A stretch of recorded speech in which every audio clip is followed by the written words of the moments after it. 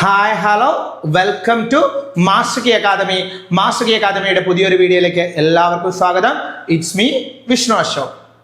നമ്മൾ പഠിച്ചുകൊണ്ടിരുന്നത് ജൂനിയർ അക്കൗണ്ടന്റിന്റെ വളരെ ഇമ്പോർട്ടൻ്റ് ആയിട്ടുള്ള ഒരു ഏരിയ ആയിരുന്നു ഫിനാൻഷ്യൽ മാനേജ്മെന്റ് എന്ന് പറയുന്നത്.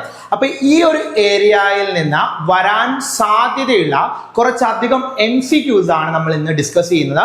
നമുക്കറിയാം പ്രോബ്ലം റിലേറ്റഡ് ആയിട്ടുള്ള ഒരു ഏരിയ തന്നെയാണ് എന്ന് പറയുന്ന ഫിനാൻഷ്യൽ മാനേജ്മെന്റ് എന്ന് പറയുന്ന പ്രോബ്ലം ഉണ്ട്, തിയറീസും ഉണ്ട്. നമുക്കറിയാം നേരത്തെ ഒരു 5 വർഷം അല്ലെങ്കിൽ ഒരു 4 വർഷമൊക്കെ മുമ്പ് നമുക്ക് ഈ കൊമേഴ്സ് റിലേറ്റഡ് ആയിട്ടുള്ള PSC എക്സാമുകൾക്കകത്തൊക്കെ നോക്കിക്കഴിഞ്ഞ് കഴിഞ്ഞാൽ ഈ ഫിനാൻഷ്യൽ മാനേജ്മെന്റിലെ വളരെ സിമ്പിൾ ആയിട്ടുള്ള കുറേ അധികം പ്രോബ്ലംസ് ചോദിച്ചിട്ടുണ്ട്. പക്ഷെ റീസെന്റ് ആയിട്ട് കഴിഞ്ഞിട്ടുള്ള എക്സാമുകൾ നമ്മൾ എടുത്ത് നോക്കിക്കഴിഞ്ഞ് കഴിഞ്ഞാൽ ഫിനാൻഷ്യൽ മാനേജ്മെന്റിൽ നിന്ന് പ്രോബ്ലം ബേസ് ചെയ്തിട്ടുള്ള തിയറി ക്വസ്റ്റ്യനുകളാണ് ഒരുപാട് ചോദിച്ചിരിക്കുന്നത്. അതെന്താണ് പ്യുവർ ആയിട്ടുള്ള പ്രോബ്ലം, അതായത് ചെയ്ത് നമ്മൾ കണ്ടുപിടിക്കേണ്ട ക്വസ്റ്റ്യനുകൾ വളരെ കുറച്ചാണ് വന്നിരിക്കുന്നത്. എന്നാൽ അത് വരത്തില്ല എന്ന് നമുക്ക് ഉറപ്പിച്ച് പറയാനും പറ്റത്തില്ല.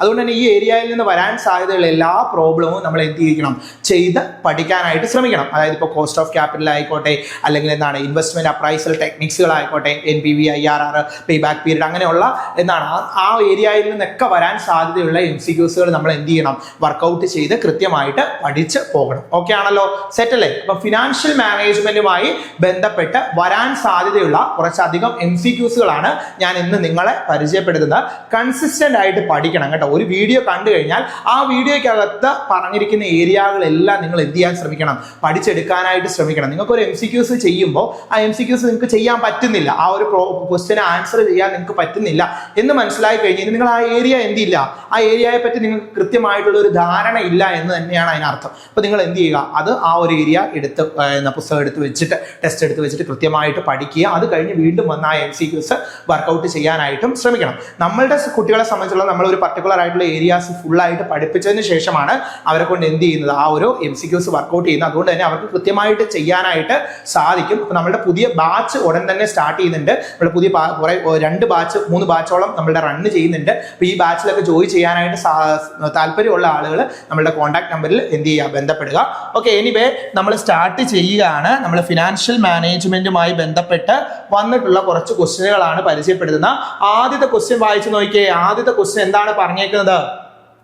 ഫിനാൻഷ്യൽ മാനേജ്മെന്റിന്റെ അകത്ത് which of the following is not true about the capital budgeting. Capital budgetingുമായി ബന്ധപ്പെട്ട് ശരിയല്ലാത്തത് ഏതെന്നാ ചോദിച്ചിരിക്കുന്നത്. Capital budgeting decisions have an influence on the future stability of an organization.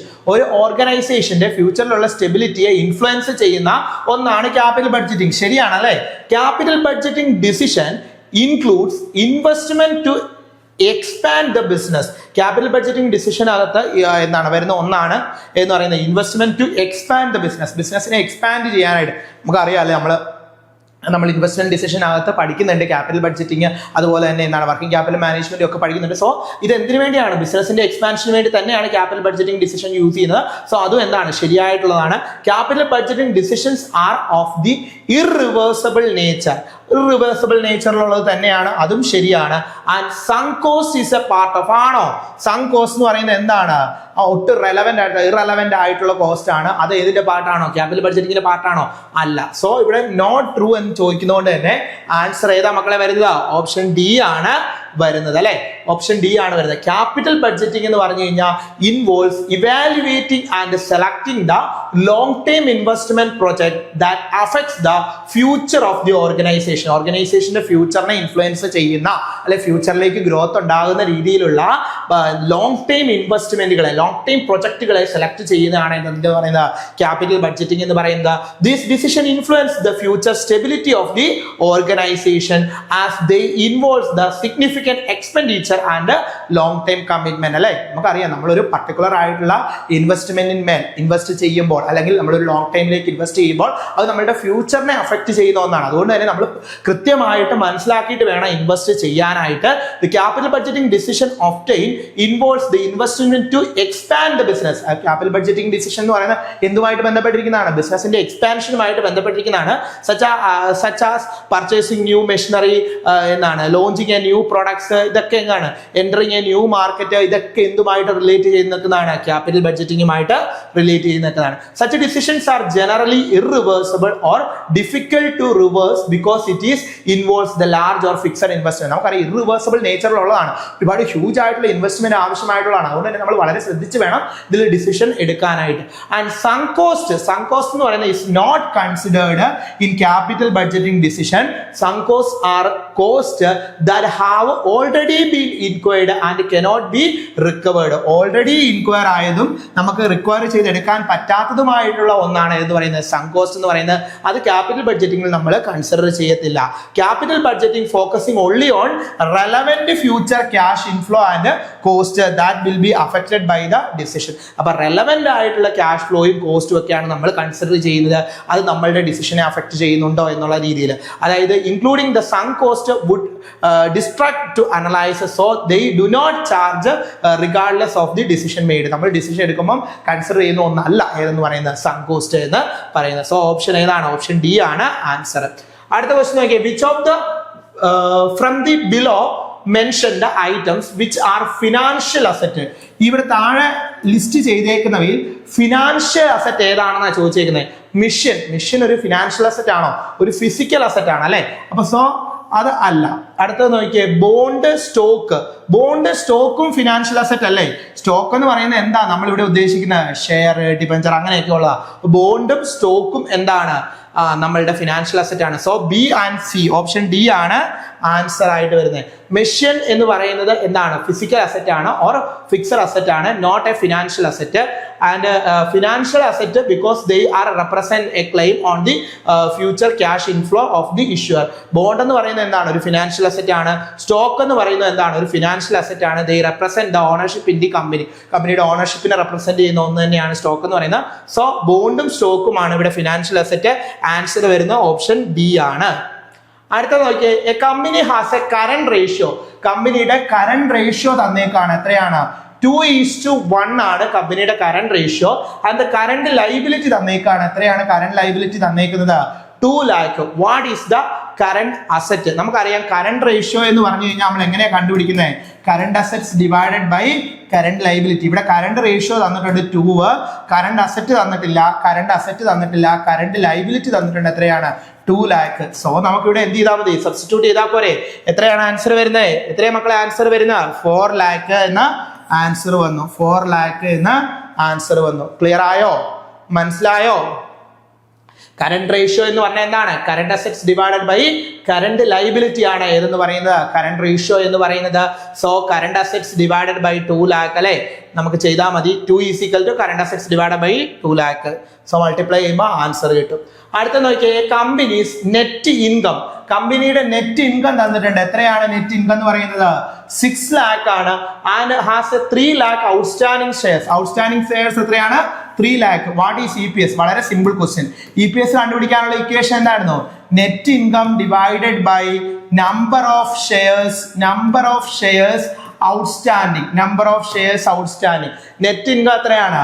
6 lakh divided by 3 lakh. So that is equal to answer 2. കിട്ടിയോ? മനസ്സിലായോ? Equation അറിയാമെങ്കിൽ ഇതൊക്കെ ചെയ്യാൻ എളുപ്പമാണ്. ഇക്വേഷൻ പഠിച്ചു വെക്കണം. ഈ ഏരിയ അറിയത്തില്ല എങ്കിൽ നമുക്ക് ചെയ്യാനായിട്ട് വരത്തില്ല. ഈ ഏരിയ ഏതാണ്? നമ്മളോട് ചോദിച്ചേക്കുന്നത് ഏതാണ്? What is earning per share? EPS calculate ചെയ്യാനുള്ള ക്വസ്റ്റ്യൻ ആണ്. അടുത്ത ക്വസ്റ്റ്യൻ നോക്കിയേ, EPS കാൽക്കുലേറ്റ് ചെയ്യാൻ അറിയാലോ അല്ലേ? EPS കാൽക്കുലേറ്റ് ചെയ്യാനുള്ള ഇക്വേഷൻ എന്താണ്? Net income divided by number of equity shares. Net income divided by number of equity shares. Net income net income 6 ലക്ഷം ഡിവൈഡഡ് ബൈ 3 lakh. കിട്ടിയല്ലോ? അടുത്ത നോക്കിയേ, a project requires an initial investment. ഒരു പ്രൊജക്ടിന്റെ initial investment എന്ന് പറയുന്നത് എത്രയാണ്? 1 lakh ആണ്. And expected to generate 10 lakh ആണ്. And expected to generate 2 lakh annually എത്രയാണ്? ക്യാഷ് ഇൻഫ്ലോ എന്ന് പറയുന്നത് എത്രയാണ്? 2 lakh ആണ് 6 yearsലേക്ക്. What is pay back period? വളരെ simple question. Pay back period കണ്ടുപിടിക്കാനുള്ള ഇക്വേഷൻ എന്തായിരുന്നു? പേ ബാക്ക് പീരീഡ് എന്ന് പറഞ്ഞാൽ എന്താണ്? പേ ബാക്ക് പീരീഡ് എന്ന് പറഞ്ഞാൽ നമ്മൾ ഇൻവെസ്റ്റ് ചെയ്ത തുക എത്ര വർഷത്തിനുള്ളിൽ നമുക്ക് തിരിച്ചു കിട്ടും, നമ്മളുടെ ആ ഇൻവെസ്റ്റഡ് തുക എത്ര വർഷത്തിനുള്ളിൽ തിരിച്ചു കിട്ടും എന്നുള്ളതാണ് പേ ബാക്ക് എന്ന് പറയുന്നത്. അപ്പൊ ഇവിടെ ഇനീഷ്യൽ ഇൻവെസ്റ്റ്മെന്റ് എത്രയാണോ, initial investment divided by annual cash inflow, annual cash inflow. Initial investment എന്ന് പറയുന്നത് 10 lakh, ആനുവൽ ക്യാഷ് ഇൻഫ്ലോ എന്ന് പറയുന്നത് 2 lakh. സോ നമുക്ക് ആൻസർ എത്രയെന്ന് കിട്ടി? 5 എന്ന് കിട്ടി. മനസ്സിലായോ? ക്ലിയർ ആവുന്നുണ്ടോ മക്കളെ? വളരെ സിമ്പിൾ ആയതുകൊണ്ടാണ് ഞാൻ സ്പീഡിൽ പോകുന്നത്. ഇതൊക്കെ വളരെ ബേസിക്. ഞാൻ പറഞ്ഞില്ലേ, ഒരു 4 വർഷം അല്ലെങ്കിൽ ഒരു 3 വർഷമൊക്കെ മുമ്പ് ഉണ്ടായിരുന്ന PSC എക്സാമുകൾ എന്ന് പറഞ്ഞു കഴിഞ്ഞാൽ വളരെ ഡയറക്റ്റ് ആയിട്ടായിരുന്നു FMൽ നിന്നുള്ള ക്വസ്റ്റ്യനുകൾ വന്നുകൊണ്ടിരുന്നത്. അപ്പൊ അത് കൊമേഴ്സ് റിലേറ്റഡ് ആയിട്ടുള്ള ക്വസ്റ്റ്യനുകളായിരുന്നു. ഇതൊക്കെ ഇക്വേഷൻ അറിയാമെങ്കിൽ ഈസി ആയിട്ട് ആൻസർ ചെയ്ത് പോകാൻ പറ്റുന്നതായിരുന്നു. കിട്ടിയോ? അതായത് the pay back period is calculated by dividing the initial investment by annual cash inflow. അതായത് എന്താണ് പറഞ്ഞിരിക്കുന്നത്? Pay back period is equal to initial investment divide by annual cash inflow. അതായത് 10 lakh divide by 2 lakh, that is equal to 5. അടുത്തത് നോക്കിയേ, a company's dividend pay out ratio. കമ്പനിയുടെ dividend pay out ratio എന്ന് പറയുന്നത് 40% ആണ്. കമ്പനിയുടെ dividend pay out ratio എന്ന് പറയുന്ന 40% ആണ്. നെറ്റ് ഇൻകം തന്നിട്ടുണ്ട് എത്രയാണ്? നെറ്റ് ഇൻകം തന്നിട്ടുണ്ട് 8 lakh. നെറ്റ് ഇൻകം തന്നിട്ടുണ്ട് 8 lakh. നെറ്റ് ഇൻകം എത്രയാണ്? 8 lakh. What is the amount retained? നിങ്ങൾ ആലോചിച്ച് നോക്കിയേ, ഒരു കമ്പനിയുടെ 100% വരുന്നത്, 100% വരുന്ന ആ കമ്പനിയുടെ 100% പ്രോഫിറ്റിൽ നിന്ന് എത്രയാണ് അവര് ഡിവിഡൻഡ് കൊടുക്കുന്നത്? 40% ഡിവിഡൻഡ് കൊടുക്കുന്നുണ്ട് എങ്കിൽ 60% അവർ എന്ത് ചെയ്യുന്നുണ്ടായിരിക്കും? റീറ്റെയിൻ ചെയ്യുന്നില്ലായിരിക്കോ? അല്ലേ? മനസ്സിലായോ? അതായത് ഇവിടെ പറഞ്ഞിട്ട് കമ്പനിയുടെ നെറ്റ് ഇൻകം എന്ന് പറയുന്നത് 8 lakh ആണ്. ആ 8 lakhന്റെ 40% അവർ എന്ത് ചെയ്യുന്നുണ്ട്? ഡിവിഡൻഡ് പേ ചെയ്യുന്നുണ്ട്. അങ്ങനെയാണെങ്കിൽ ആ 8 lakhന്റെ 60% അവർ എന്ത് ചെയ്യുന്നുണ്ട്? റീറ്റെയിൻ ചെയ്യുന്നുണ്ട്. കണ്ടുപിടിച്ചാൽ പോരെ? 8 lakh into 60%. മക്കളെ കിട്ടുന്നുണ്ടോ? മനസ്സിലാകുന്നുണ്ടോ?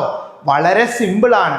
നിങ്ങൾക്ക് മനസ്സിലാകുന്നില്ലെങ്കിൽ അതിനർത്ഥം നിങ്ങൾക്ക് ഈ ഏരിയ പഠിച്ചിട്ടില്ല എന്നാണ്. അപ്പൊ നിങ്ങൾ എന്ത് ചെയ്തോണം? ഡിവിഡൻഡ് പേ ഔട്ടും EPSഉം അങ്ങനെയുള്ള കാര്യങ്ങളൊക്കെ എന്ത് ചെയ്യണം? എടുത്തു വെച്ച് പഠിക്കണം. എന്നിട്ട് വന്നു കഴിയുമ്പോൾ നിങ്ങൾ സിമ്പിൾ ആയിട്ട് ചെയ്യും. ഇതെന്ന് പറഞ്ഞാൽ ഇക്വേഷൻ അറിയാവുന്നവർക്ക് ഈസി ആയിട്ട് ചെയ്യാം. ഇവിടെ ക്വസ്റ്റ്യൻ പറഞ്ഞേക്കുന്നത് നോക്കിയേ, ഡിവിഡൻഡ് പേ ഔട്ട് റേഷ്യോ 40 എന്നാണ് പറഞ്ഞേക്കുന്നത്. ഡിവിഡൻഡ് ആയിട്ട് കൊടുക്കുന്നത് 40% ആണെങ്കിൽ റീറ്റെയിൻ ചെയ്ത് വെക്കുന്ന അതിന് ബാക്കിയല്ലേ റീറ്റെയിൻ ചെയ്ത. അതായത് നിങ്ങളുടെ കയ്യിൽ 100 രൂപയുണ്ട്, 40 രൂപ നിങ്ങൾ ചെലവാക്കിയെങ്കിൽ ബാക്കി നിങ്ങൾ ചെലവാക്കാതെ റീറ്റെയിൻ ചെയ്തേക്കുന്ന എത്രയായിരിക്കും? 60 രൂപ. അത്രേ ഉള്ളൂ ഇവിടെ. അതായത് 8 ലക്ഷം രൂപ അവർക്ക് പ്രോഫിറ്റ് ഉണ്ട്. ആ 8 ലക്ഷം രൂപ നെറ്റ് ഇൻകം എത്രയുണ്ട്? 8 ലക്ഷം ഉണ്ട്. അതിൽ 40% അവർ ഡിവിഡൻഡ് ആയിട്ട് കൊടുത്തു. അങ്ങനെയാണെങ്കിൽ റീറ്റെയിൻ ചെയ്യുന്ന എത്രയായിരിക്കും? 8 ലക്ഷത്തിന്റെ 60%. 8 ലക്ഷത്തിന്റെ 60% എന്ന് പറഞ്ഞാൽ എത്ര വരും? 8 ലക്ഷത്തിന്റെ 60% എന്ന് പറഞ്ഞാൽ എത്ര വരും? നോക്കിക്കേ, റിറ്റൻഷൻ റേഷ്യോ അല്ലെ എത്ര വന്നു? 8 lakh into 60%, 4,80,000. The retention ratio is a percentage of net income that retained the company. Company return ചെയ്ത് വെച്ചേക്കുന്ന നെറ്റ് ഇൻകത്തിനെയാണ് റിറ്റൻഷൻ റേഷ്യോ എന്ന് പറയുന്നത്. അത് കണ്ടുപിടിക്കാനായിട്ട് നോക്കുക. മൊത്തം എന്താണ്? ഡിവിഡൻഡ് പേ ഔട്ട് ആയിട്ട് 40 ആണ്. അപ്പൊ 100ൽ നിന്ന് 40 കുറച്ചാൽ റിറ്റൻഷൻ എത്രയാണ്? 60 ആണ്. ക്ലിയർ ആയി എന്ന് വിശ്വസിക്കുന്നു. അടുത്ത ക്വസ്റ്റ്യൻ നോക്കുക. Net profit after tax. Net profit after tax തന്നേക്കാണ് എത്രയാണ് തന്നേക്കുന്നത്? 3 lakh. റിറ്റൻഷൻ റേഷ്യോ തന്നിട്ടുണ്ട് 40%. നമ്പർ ഓഫ് ഷെയർസ് ഔട്ട്സ്റ്റാൻഡിംഗ് തന്നിട്ടുണ്ട് എന്താണ്? 1 lakh. EPS കാൽക്കുലേറ്റ് ചെയ്യാം. മക്കളെ, EPS കാൽക്കുലേഷന് റിറ്റൻഷൻ റേഷ്യോയുടെ വല്ല കാര്യമുണ്ടോ? EPS കാൽക്കുലേറ്റിന് റിറ്റൻഷൻ റേഷ്യോയുടെ ആവശ്യമില്ല. DPS ഡിവിഡൻഡ് പെർ ഷെയർ ആണെങ്കിൽ റിറ്റൻഷൻ റേഷ്യോ വേണം. EPSന് റിറ്റൻഷൻ റേഷ്യോയുടെ ആവശ്യമുണ്ടോ? ഇല്ല. EPSന്റെ ഇക്വേഷൻ എന്തായിരുന്നു?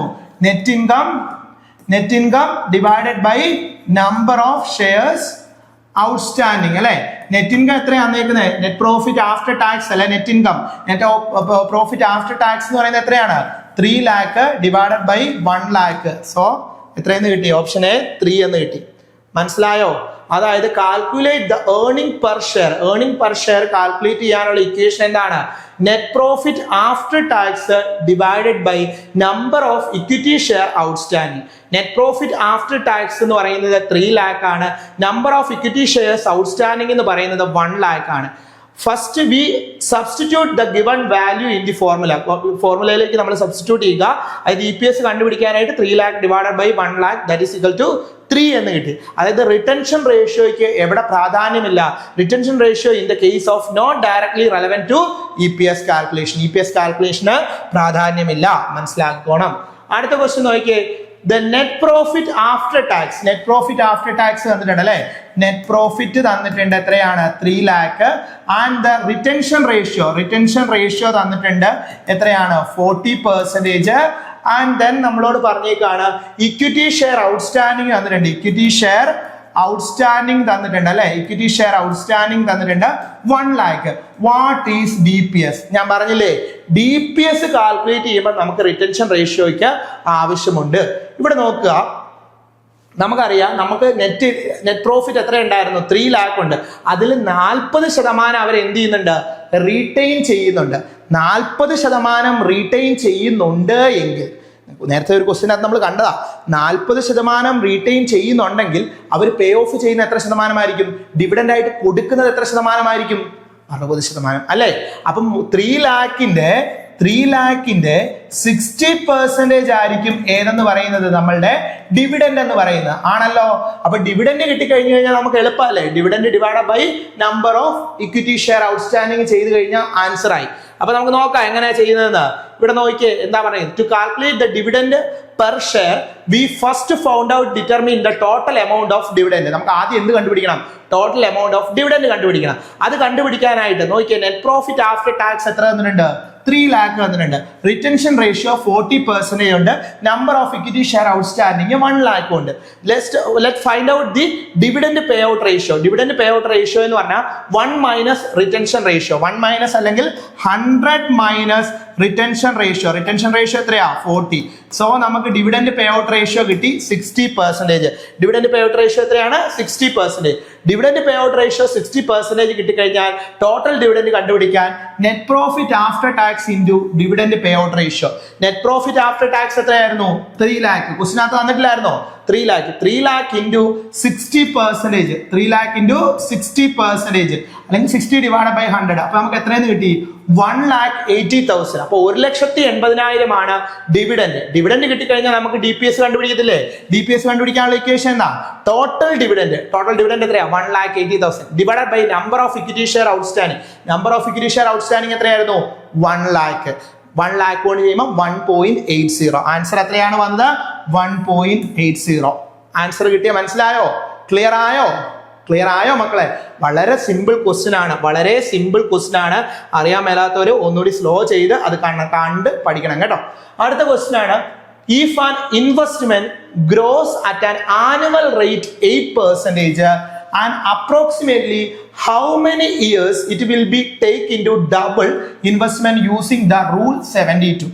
റൂൾ 72 നമുക്കറിയാം അല്ലെ. ടൈം വാല്യൂ ഓഫ് മണി പഠിക്കുന്ന സമയത്ത് നമ്മൾ പഠിച്ചിട്ടുള്ളതാണ്. റൂൾ 72ഉം റൂൾ 144ഉം ഒക്കെ പഠിച്ചിട്ടുള്ളതാണ്. റൂൾ 72 ആപ്ലിക്കബിൾ ആകുന്നത് എപ്പോഴാണ്? ഡബ്ലിംഗ് പീരീഡ് കണ്ടുപിടിക്കാനായിട്ട്. അതായത് ഒരാൾ ഒരു particular amount of money invest ചെയ്ത് കഴിഞ്ഞാൽ ആ ഇൻവെസ്റ്റ്മെന്റ് ഡബിൾ ആകുന്നത് എത്ര വർഷം കൊണ്ടാണ് എന്നൊക്കെ കണ്ടുപിടിക്കാനായിട്ടാണ് നമ്മൾ ഏത് യൂസ് ചെയ്യുന്നത്? റൂൾ 72 യൂസ് ചെയ്യുന്നത്. റൂൾ 72 യൂസ് ചെയ്യുന്നത് എന്തിനാണ്? ഡബ്ലിംഗ് പീരീഡ് കണ്ടുപിടിക്കാനായി. അപ്പൊ ഇവിടെ നോക്കുക, an investment grow at an annual rate 8%, approximately how many years. ഇപ്പൊ ഇയാളുടെ ആനുവൽ റേറ്റ് തന്നിട്ടുണ്ട്. എത്രയാണ്? 8% ആണ് ഓരോ വർഷവും അവർക്ക് കിട്ടുന്ന ആനുവൽ ആയിട്ടുള്ള ഗ്രോ എന്ന് പറയുന്നത്. ആൻഡ് ഇവിടെ പറഞ്ഞിട്ടുണ്ട് എന്താണ്? അയാൾ റൂൾ 72 അനുസരിച്ച് ഇത് ഡബിൾ ആകുന്ന എപ്പോഴാണ്? വളരെ സിമ്പിൾ ആണ്. റൂൾ 72 അനുസരിച്ച് ആണെങ്കിൽ വളരെ സിമ്പിൾ ആയിട്ട് നമുക്ക് എഴുതാനായിട്ട് പറ്റും. 72 divided by rate. 72 divided by rate. ഇവിടെ 72 ആണ്. റൂൾ 72 അനുസരിച്ചാണ്. 72നെ റേറ്റ് കൊണ്ട് എന്ത് ചെയ്താൽ മതി? 72നെ റേറ്റ് കൊണ്ട് എന്ത് ചെയ്താൽ മതി മക്കളെ? റേറ്റ് കൊണ്ട് ഡിവൈഡ് ചെയ്ത് കഴിഞ്ഞാൽ നമുക്ക് എന്ത് കിട്ടും? ആ ഡബ്ലിംഗ് പീരീഡ് കിട്ടും. ക്ലിയർ ആയിട്ട് മനസ്സിലാക്കുക. Rule 72 is the simple way to estimate the number of years required to double an investment at a given annual rate of return. ഇപ്പൊ 10,000 രൂപ ഒരാൾ ഇൻവെസ്റ്റ് ചെയ്ത് എത്ര നാൾ കൊണ്ട് അത് 20,000 രൂപയാകും, ഡബിൾ ആകും എന്ന് കണ്ടെത്താനായിട്ടാണ് നമ്മൾ എന്ത് യൂസ് ചെയ്യുന്നത്? റൂൾ 72 യൂസ് ചെയ്യുന്നത്. അത് ഇയർ ഓഫ് ഡബിൾ കണ്ടുപിടിക്കാനുള്ള ഇക്വേഷൻ എന്ന് പറയുന്നത് 72 divide by annual rate of return. ഇവിടെ നമുക്ക് വളരെ സിമ്പിൾ ആയിട്ട് ചെയ്യാം. എന്താണ് നമ്മളുടെ 72 divide by annual rate of return എന്ന് പറയുന്നത് എത്രയാണ്? 8 ആണ്. സോ നമുക്ക് എത്രയെന്ന് കിട്ടി? 9 ഇയേഴ്സ് എന്ന് കിട്ടി. 9 ഇയേഴ്സ് എന്ന് കിട്ടി. ഓക്കെ ആണല്ലോ. അടുത്ത ക്വസ്റ്റ്യൻ നോക്കിയേ. If you want to invest to double every 5 years, അതായത് 5 വർഷം കൂടുമ്പോൾ, അപ്പൊ ഡബിളിംഗ് പീരീഡ് തന്നിട്ടുണ്ട്, 5 വർഷം കൂടുമ്പോൾ ഡബിൾ ആകുന്നുണ്ട് എന്നാണ് പറഞ്ഞേക്കുന്നത്. 5 വർഷം കൂടുമ്പോൾ ഒരു ഇൻവെസ്റ്റ്മെന്റ് എന്തായി മാറുന്നുണ്ട്? ഡബിൾ ആയിട്ട് മാറുന്നുണ്ട്. What is the approximate annual rate? Annual rate എത്രയാണെന്നാണ് കണ്ടുപിടിക്കേണ്ടത്? റൂൾ 72 അനുസരിച്ച്. അപ്പൊ അപ്പൊ ആനുവൽ റേറ്റ് നമുക്ക് തന്നിട്ടില്ല. റൂൾ 72 അനുസരിച്ച് 5 വർഷം കൂടുമ്പോൾ ഡബിൾ ആകുന്നുണ്ട്. നേരെ ഇങ്ങനെ ചെയ്തു കഴിഞ്ഞാൽ ഇട്ട് കൊടുത്താൽ പോരെ, 72/5 ചെയ്താൽ മതി അല്ലെ. 72/5 ചെയ്താൽ മതി. 14.4 എന്ന് ആൻസർ കിട്ടും അല്ലെ. 14.4 എന്ന് ആൻസർ കിട്ടും. അടുത്ത നമുക്ക് റൂളിന്റെ അകത്ത് തന്നെ വരുന്ന വേറൊരു റൂളാണ്, അതുകൂടി ഒന്ന് ജസ്റ്റ് ഇതിന്റെ കൂടെ ഒന്ന് പറഞ്ഞു തരികയാണ്. റൂൾ 69. റൂൾ 69 എന്ന് പറഞ്ഞാൽ 69 is the another method of estimating the doubling time of an investment. ഒരു ഇൻവെസ്റ്റ്മെന്റ് ഡബിൾ ആകാനായിട്ട് യൂസ് ചെയ്യുന്ന, ഡബിൾ ആകാൻ എത്ര ഇയർ എടുക്കും എന്ന് അറിയാനായിട്ട് നമ്മൾ യൂസ് ചെയ്യുന്ന മറ്റൊരു റൂളാണ് റൂൾ 72 എന്ന് പറയുന്നത്. 69 എന്ന് പറയുന്നത് റൂൾ 72 പോലെ തന്നെ ഡബിളിംഗ് പീരീഡ് കണ്ടെത്താനായിട്ട് യൂസ് ചെയ്യുന്ന മറ്റൊരു റൂളാണ് റൂൾ 69 എന്ന് പറയുന്നത്. അത് ഓർത്ത് വെക്കേണ്ട ഒരു കാര്യം, ഇവിടെ ഒരു കോൺസ്റ്റന്റ് ആയിട്ടുള്ള വാല്യൂം കൂടി ഉണ്ടെന്ന് മാത്രമേ ഉള്ളൂ. ഏതാണ്? പ്ലസ് 0.35. അതായത് 69 divided by annual rate of return plus എന്നാണ് 0.35. ഓർത്ത് വെക്കുക, 69 divided by annual rate of return plus 0.35. നമ്മളോട് തരുന്ന ക്വസ്റ്റിന്റെ അകത്ത് റൂൾ 69 അനുസരിച്ച് ഡബിളിംഗ് പീരീഡ് കണ്ടുപിടിക്കാനാണ് പറയുന്നതെങ്കിൽ നമ്മൾ എന്ത് ചെയ്യുക? 69 ഡിവൈഡഡ് ബൈ റേറ്റ് എത്രയാണോ പ്ലസ് എന്തുകൂടി ചെയ്തോണം? 0.35 കൂടി ചെയ്തോണം. അതുപോലെ തന്നെ ഉണ്ട് റൂൾ 114 റൂൾ 144. ചോദിച്ചു കാണാറില്ല, എന്നാലും ഒന്ന് ജസ്റ്റ് നമ്മുടെ ടെക്സ്റ്റിനകത്ത് ഉള്ളത് കൊണ്ട് പറയുന്നു എന്ന് മാത്രം. റൂൾ 114 എന്ന് പറയുന്നത് 114 എന്ന് പറയുന്നത് എന്താണ്? ട്രിപ്പിൾ ആകാനായിട്ട്, അതായത് നമ്മൾ ഇൻവെസ്റ്റ് ചെയ്ത തുക 3 ഇരട്ടി ആകാനായിട്ട് എത്രയാണ് റൂൾ 114 യൂസ് ചെയ്താണ് നമ്മൾ കണ്ടുപിടിക്കുന്നത്. 3 ഇരട്ടി ആകാനായിട്ട്, അതായത് എന്താണ്? 140 divided by rate, 140 divided by rate ചെയ്യുക. ഇനി 144 ഉണ്ട്. 144 എന്ന് പറയുന്നത് 4 ഇരട്ടി ആകാനായിട്ട്, 4 ഇരട്ടി ആകാനായിട്ട് എത്ര ടൈം എടുക്കുമെന്ന് കാണാനാണ് എഴുതി വരുന്നത്. 144 യൂസ് ചെയ്യുന്ന 144 ഡിവൈഡഡ് ബൈ റേറ്റ്. ഓക്കെ ആണല്ലോ. അടുത്ത നോക്കിയ മക്കളെ, എ കമ്പനി കറണ്ട് റേഷ്യോ, കമ്പനിയുടെ കറണ്ട് റേഷ്യോ തന്നേക്കാണ്. കമ്പനിയുടെ കറണ്ട് റേഷ്യോ തന്നിട്ടുണ്ട് 3.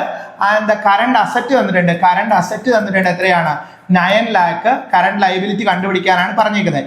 കറണ്ട് റേഷ്യോയുടെ ഇക്വേഷൻ എന്തായിരുന്നു? Current assets divided by current liability. ഇവിടെ കറണ്ട് റേഷ്യോ തന്നിട്ടുണ്ട് 3 is equal to current asset തന്നിട്ടുണ്ട് 9 lakh അല്ലെ. 9 lakh divided by current liability. So വളരെ ഈസി അല്ലേ? ഇക്വേഷനിലോട്ട് ഇട്ട് കൊടുത്താൽ പോരെ, മക്കളെ. കറണ്ട് റേഷ്യോ എന്ന് പറഞ്ഞു കഴിഞ്ഞാൽ current assets divided by current liability.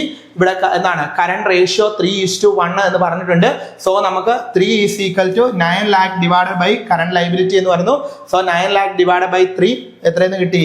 3 lakh എന്ന് കിട്ടി. അടുത്ത ക്വസ്റ്റ്യൻ നോക്കിയേ, a company 10% irredeemable preference shares. A company 10% irredeemable preference share. The face value per share is ₹100, but the issue price is 95. What is the cost of preference share? വളരെ simple ആണ് അല്ലെ. Cost of preference share കണ്ടുപിടിക്കാനുള്ള equation എന്തായിരുന്നു?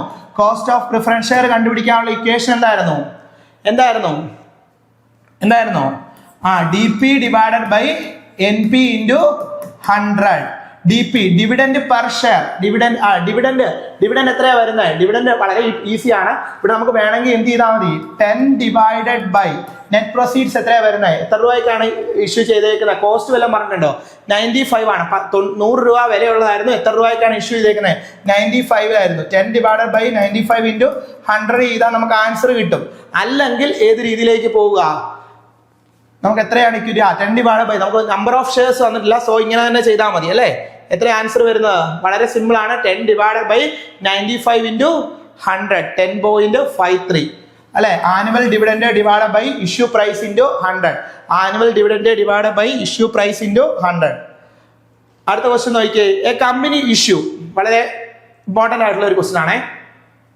A company issue 2000 5% preference shares of ₹100 each. Cost of issue 2 per share. Calculate the cost of preference share capital if the shares are issued at a par.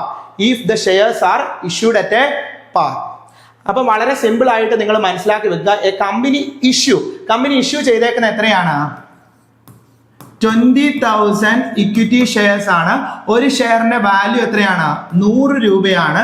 So നമുക്ക് എത്രയെന്ന് വന്നു? 20 lakh എന്ന് വന്നു ആണല്ലോ. 20 lakh എന്ന് വന്നു. ഇനി ഇവിടെ നോക്കുക, കോസ്റ്റ് ഓഫ് ഇഷ്യൂ തന്നിട്ടുണ്ട്. അതിന് മുമ്പ് നമുക്ക് ഡിവിഡൻഡ് കണ്ടുപിടിക്കാം. ഡിവിഡൻഡ് കണ്ടുപിടിക്കാനായിട്ട് എന്ത് ചെയ്താൽ മതി?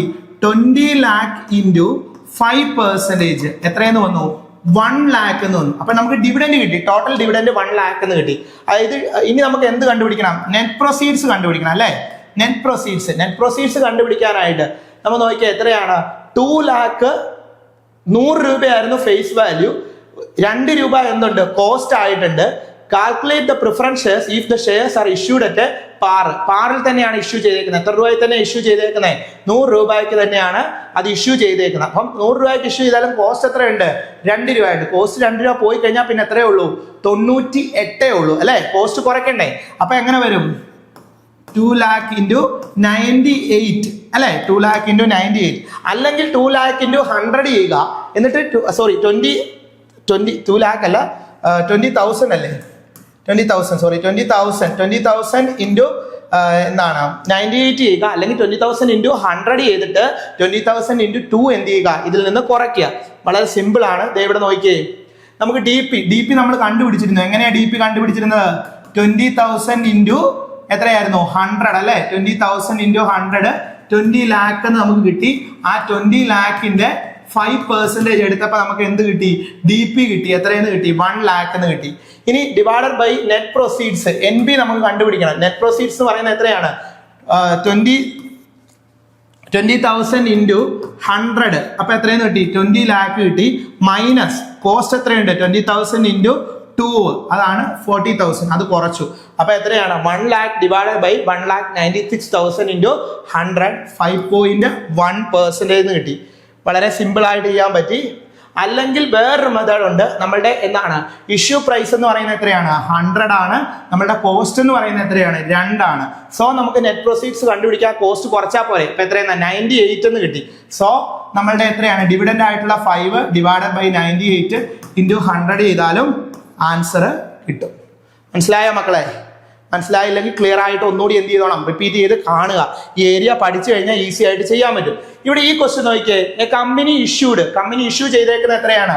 20,000 5% പ്രിഫറൻസ് ഷെയർ ആണ്. നേരത്തെ ക്വസ്റ്റ്യൻ തന്നെയാണ്. ഞാൻ അതൊന്ന് ഡിസ്കൗണ്ടിലും പ്രീമിയത്തിലും ഒക്കെ ആക്കി കാണിച്ചിരിക്കുന്നതേ ഉള്ളൂ. A company issued 20,000 5% of preference shares of ₹100 each. The cost of issue എത്രയാണ്? 2 ആണ്.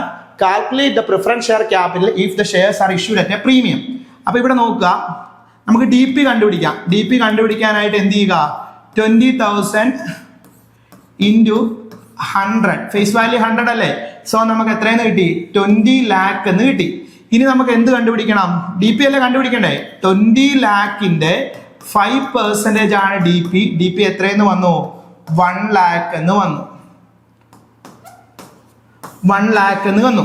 ഇനി നമുക്ക് എൻ ബി കണ്ടുപിടിക്കണം. എൻ ബി കണ്ടുപിടിക്കാനായിട്ട് ഇവിടെ ശ്രദ്ധിച്ച് 20,000 100 രൂപയാണ് വില. പക്ഷെ 100 രൂപയ്ക്കാണ് ഇഷ്യൂ ചെയ്തേക്കുന്നത്? അല്ല, കോസ്റ്റ് ഉണ്ട്. കോസ്റ്റ് 2 രൂപ കുറയണം. അതുപോലെ തന്നെ പ്രീമിയം 10 ഉണ്ട്. പ്രീമിയം 10 എന്ന് പറഞ്ഞാൽ എന്താണ്? 10 രൂപ. 100ന്റെ 10% എന്ന് പറഞ്ഞാൽ എത്രയാ? 10. അപ്പൊ എങ്ങനെ വരും? എൻ ബി കണ്ടുപിടിക്കാനായിട്ട് എത്ര വരിക? അതായത് മൊത്തം നമുക്ക് എത്രയായിരുന്നു? 100 ആയിരുന്നു ഉണ്ടായിരുന്നേ. അതിൽ 10 എന്ത് ചെയ്യും? പ്രീമിയം കൂടി വന്നു. മൈനസ് എത്രയാ? 2. കോസ്റ്റ് 2. അപ്പൊ ശരിക്കും എത്ര വന്നേക്കുന്നത്? 108 ആണ് നമ്മളുടെ എന്തെന്ന് പറയും? നമ്മളുടെ എൻ പി എന്ന് പറയുന്നത്. എൻ പി നമുക്ക് മൾട്ടിപ്ലൈ ചെയ്യത്തില്ലേ? അപ്പൊ എങ്ങനെയാണ്? 20,000 into 108 108.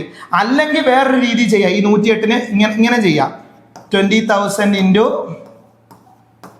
100 plus 20,000 into 10 minus 20,000 into എത്രയാ? കോസ്റ്റ് എത്രയാ? 2. ഇങ്ങനെ ചെയ്യാം. മനസ്സിലായോ? ഇങ്ങനെയും ചെയ്യാം. അന്നേരം ഈ 108 ഒരേ രീതിയിൽ തന്നെയാണ് വരുന്നത്. അപ്പൊ അത് കിട്ടുന്ന കൊണ്ട് എന്ത് ചെയ്യുക? ഡിവൈഡ് ചെയ്താൽ മതി.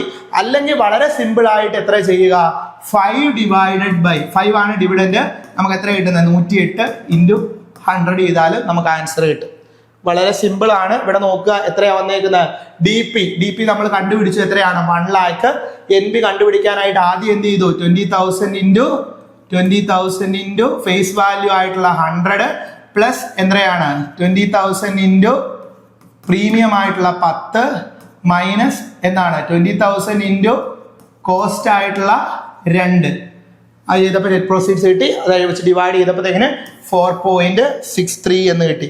അല്ലെങ്കിൽ ഞാൻ നേരത്തെ പറഞ്ഞ പോലെ തന്നെ 5 ഡിവൈഡഡ് ബൈ 108 into 100. മനസ്സിലായോ മക്കളെ? ക്ലിയർ ആയിട്ട് മനസ്സിലാക്കി പഠിച്ചു കഴിഞ്ഞാൽ വളരെ ഈസി ആയിട്ട് ആൻസർ ചെയ്യാൻ പറ്റുന്ന ഒരു ക്വസ്റ്റ്യൻ തന്നെയാണ്. അടുത്ത ക്വസ്റ്റ്യൻ അങ്ങനെയാണെങ്കിൽ നിങ്ങൾക്ക് ഈസി ആയിട്ട് ചെയ്യത്തില്ലേ? ഇവിടെ നോക്കിയേ, എന്താണെന്നേ ഉള്ളൂ, ഡിസ്കൗണ്ടിലാണ് 5%. അതേ ക്വസ്റ്റ്യൻ തന്നെ 5% ഡിസ്കൗണ്ടിലാണ്. ഡി പി നമുക്ക് കണ്ടുപിടിക്കത്തില്ലേ? ഡി പി എന്ന് പറയുന്നത് എങ്ങനെയാണ്? 20,000 ഇൻറ്റു 100, 20 lakh എന്ന് കിട്ടി. 20 lakhന്റെ 5% 1 lakh എന്ന് കിട്ടി. ഡി പി കിട്ടി. എൻ പി കണ്ടുപിടിക്കാനായിട്ടാണ് ഈസി ആയിട്ടാണ് 20,000 ഇൻറ്റു ആദ്യം എത്രയാ?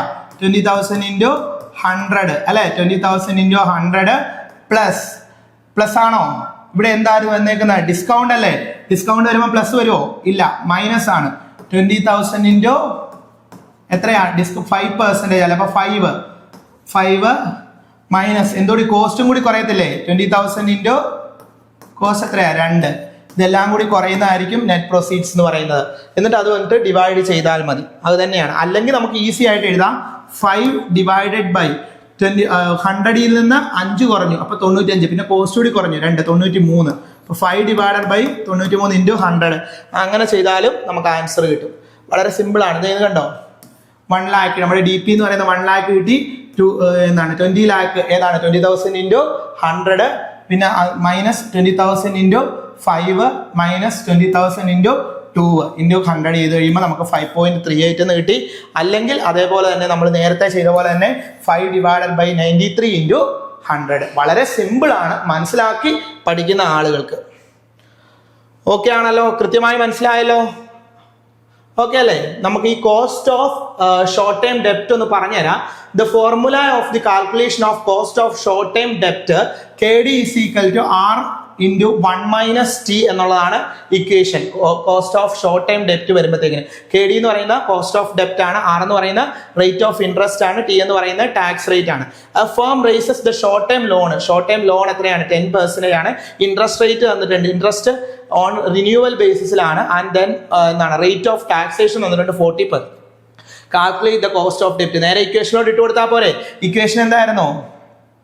KD is equal to R into 1 minus T. KD is equal to R into 1 minus T. ഇവിടെ നമുക്ക് വളരെ സിമ്പിൾ ആയിട്ട് അറിയാം. നമുക്ക് എത്രയാണ് R തന്നേക്കുന്നത്? R എന്ന് പറയുന്നത് എന്താണ്? Rate of interest. Rate of interest എത്രയാണ്? 10 അല്ലേ? 10 ഇട്ട് കൊടുക്കുക. എന്താണ് 1 minus T. T എത്രയാണ്? 40% ഇട്ട് കൊടുക്കുക. അതേ ഇവിടെ ആൻസർ ഉണ്ട് അല്ലേ? KD is equal to R into 1 minus T. 10 into 1 minus 0.4. 0.4 എന്നുള്ളത് 40% ആണ് കേട്ടോ. 100 minus 40 എന്ന് ഇട്ടാലും കിട്ടും. അപ്പൊ എന്താണ് 6% എന്ന ആൻസർ വന്നു. ഇനി കോസ്റ്റ് ഓഫ് ലോങ് ടൈം ഡെപ്റ്റ് ആണ്. കോസ്റ്റ് ഓഫ് ലോങ് ടൈം ഡെപ്റ്റ് എന്ന് പറഞ്ഞാൽ ദ ഡെപ്റ്റ് may be redeemable or irredeemable. Redeemable ആകാം, ഇറഡീമബിൾ ആകാം. കോസ്റ്റ് ഓഫ് റെഡീമബിൾ ഡെപ്റ്റിനകത്ത് തന്നെ നമ്മൾ കോസ്റ്റ് ഓഫ് റെഡീമബിൾ ഡെപ്റ്റിന്റെ ഇക്വേഷൻ ആണ് KD is equal to 1 I plus RV minus NB divided by N the whole divided by half of RV plus NV എന്നുള്ളതാണ്. ഇത് നിങ്ങൾക്ക് വിസിബിൾ അല്ല എങ്കിൽ ഞാൻ ഇതിന് നോട്ടൊക്കെ ഇട്ട് തരാം കേട്ടോ. നിങ്ങൾ ഇതിന് ഇക്വേഷൻ മാത്രമേ വരുള്ളൂ. ഇക്വേഷൻ വെച്ച് വല്ല മാത്സ് ഫോളോയിങ്ങേ വരത്തുള്ളൂ. എപ്പോഴും നമ്മളോട് ഇറഡീമബിൾ ഡെപ്റ്റേ ചോദിക്കാറുള്ളൂ. റെഡീമബിൾ ഡെപ്റ്റിന്റെ ക്വസ്റ്റ്യൻസ് വരാറില്ല. എന്ന് വെച്ചാൽ ഒരുപാട് ഇക്വേഷൻ ഒരുപാട് കോംപ്ലിക്കേറ്റഡ് ആയിട്ടുള്ളതാണ്. അതുകൊണ്ട് തന്നെ അത് ചോദിക്കാറില്ല, പ്രോബ്ലം ചെയ്യാൻ ചോദിക്കാറില്ല. പക്ഷെ മാത്സ് ഫോളോയിങ് ആയിട്ടൊക്കെ ഇക്വേഷൻ ചോദിക്കാറുണ്ട്. നമ്മൾ പഠിക്കാൻ പോകുന്ന വളരെ ഇമ്പോർട്ടൻ്റ് ആയിട്ടുള്ള ഒരു ഏരിയക്കകത്തുള്ളതാണ് കോസ്റ്റ് ഓഫ് ഇക്വിറ്റി ക്യാപിറ്റൽ എന്ന് പറയുന്നത്. Cost of equity capital calculate ചെയ്യാനായിട്ട് 5 മെത്തേഡുകളാണുള്ളത്. ഡിവിഡൻഡ് അപ്രോച്ച് ഉണ്ട്, ഡിവിഡൻഡ് പ്ലസ് ഗ്രോത്ത് അപ്രോച്ച് ഉണ്ട്, cost of assets pricing model ഉണ്ട്, അതുപോലെ തന്നെ ഏർണിങ്സ് അപ്രോച്ച് ഉണ്ട്. അപ്പൊ ഇതിനെല്ലാം പ്രോബ്ലംസ് വരുന്ന കേട്ടോ. ഈ മെത്തേഡിൽ എല്ലാം പ്രോബ്ലംസ് വരുന്നതാണ്. ഈ മെത്തേഡിന്റെ എല്ലാം പ്രോബ്ലംസ് ചെയ്ത് നമ്മളുടെ ആപ്പിൽ അവൈലബിൾ ആണ്. അപ്പൊ ആപ്പിലെ ക്ലാസ്സുകൾ കിട്ടാനായിട്ട് നമ്മളുടെ ബാച്ചിൽ എന്ത് ചെയ്യുക? ജോയിൻ ചെയ്യുക. അതുപോലെ തന്നെ നമുക്ക് ലൈവ് ക്ലാസ്സുകളും റെക്കോർഡഡ് ക്ലാസ്സുകളും ഒക്കെ അവൈലബിൾ ആണ്. എല്ലാ ഏരിയയും A to Z കാര്യങ്ങൾ പഠിപ്പിച്ച് ആ ഏരിയയിൽ നിന്ന് വരാൻ സാധ്യതയുള്ള എല്ലാ MCQസും ഡിസ്കസ് ചെയ്ത് എക്സാമുകളും കണ്ടക്ട് ചെയ്താണ് മാസ്റ്റർക്കിയുടെ ക്ലാസ്സുകൾ മുന്നോട്ട് പോകുന്നത്. എക്സ്പേർട്ട് ആയിട്ടുള്ള ആളുകളാണ് ക്ലാസ്സുകൾ ഹാൻഡിൽ ചെയ്യുന്നത്. കൃത്യമായി ഒരു ഏരിയ മനസ്സിലാക്കി തന്നു തന്നെയാണ് നമ്മൾ ക്ലാസ്സുകൾ മുന്നോട്ട് പോകുന്നത്. അപ്പോൾ ഇതുപോലുള്ള ഇൻഫർമേറ്റീവ് ആയിട്ടുള്ള വീഡിയോസ് കാണാനായിട്ട് നമ്മളുടെ എന്ത് ചെയ്യുക? ചാനൽ സബ്സ്ക്രൈബ് ചെയ്യുക.